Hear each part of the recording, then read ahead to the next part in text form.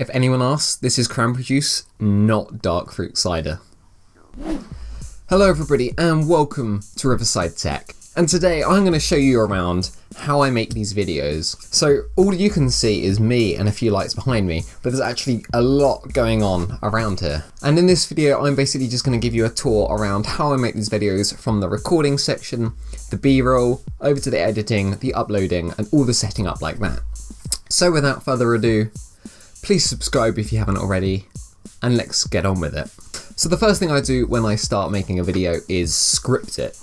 And for this, I just either go on my Mac or go on my computer and just start writing. So firstly, I actually have to think of a video to make. Once I've done this, I then go into Google Docs and start typing. I either type a full script or I just write notes which I will hint myself at when I'm recording the video. So this is a pretty simple process. And then next up we have just setting up the camera in studio. So I'm going to give you a little tour around this little recording studio here. But hopefully you can notice I've actually got a new lighting system, which is right over there.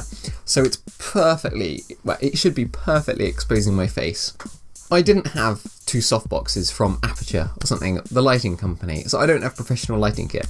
In the garage I found myself a DIY lighting kit, and this is basically a big kind of tripod with two really bright lights on it.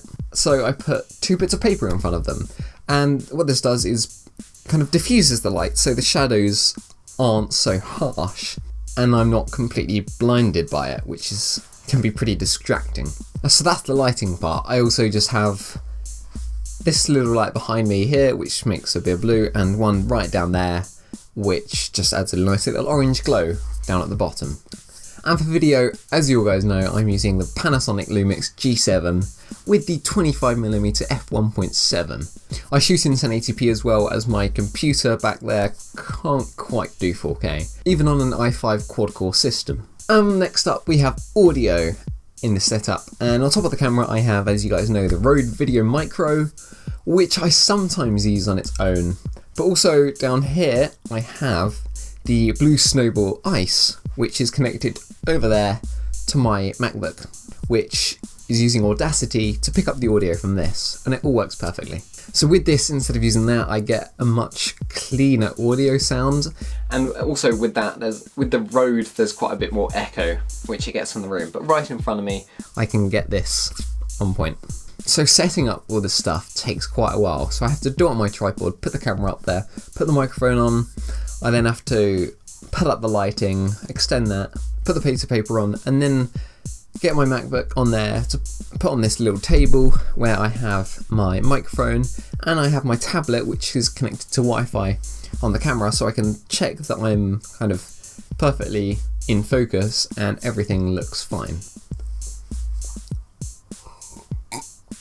So this, what I'm doing here, is called the A-roll, and this is my setup here for just recording me speaking to the camera with the video and the audio.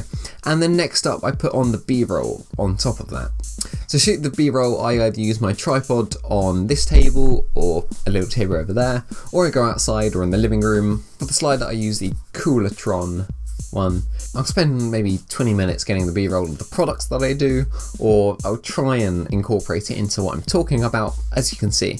Like in this video, I've put shots of me setting up all the gear, of me writing the script. I find that makes our videos a bit more interesting. And I just want to say, this isn't for every video I make. All videos can be different, whether it's a review. Sometimes I won't even use the A-roll, I'll just use audio and B-roll. If I'm outside doing something, then I obviously won't have this, I'll just have the camera and the tripod. But it always varies, but this is probably the most I will ever have in here. So next up, what I do is put that SD card that's in there into the computer behind me. So what I do is have the video files from there and just put it into there in a folder in my videos, in a folder called to edit, and then I'll call the video what it is. So for this, how I make the videos. And then for the audio, I just kind of edit it on there using a few settings, and then I export it and put it over to this computer.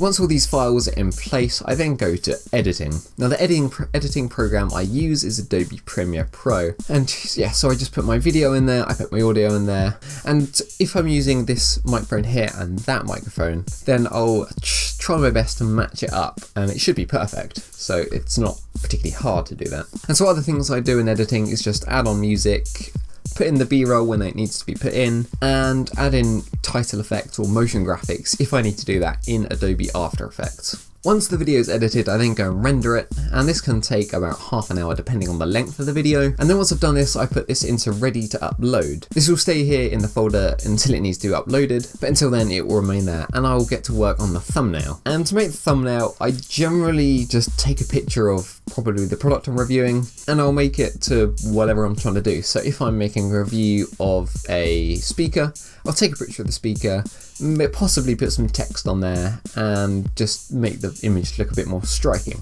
And so once the thumbnail's done, I put this all in one folder, and then I go and upload this video to YouTube. So making these videos isn't as easy as it sounds, especially when you have to set it up for 10 minutes. You spend quite a while recording. So I'd like to thank you for watching this video. If you enjoyed, please smash the hell out of that like button and subscribe for more juicy content here on the channel. I'll see you in the next video. Goodbye.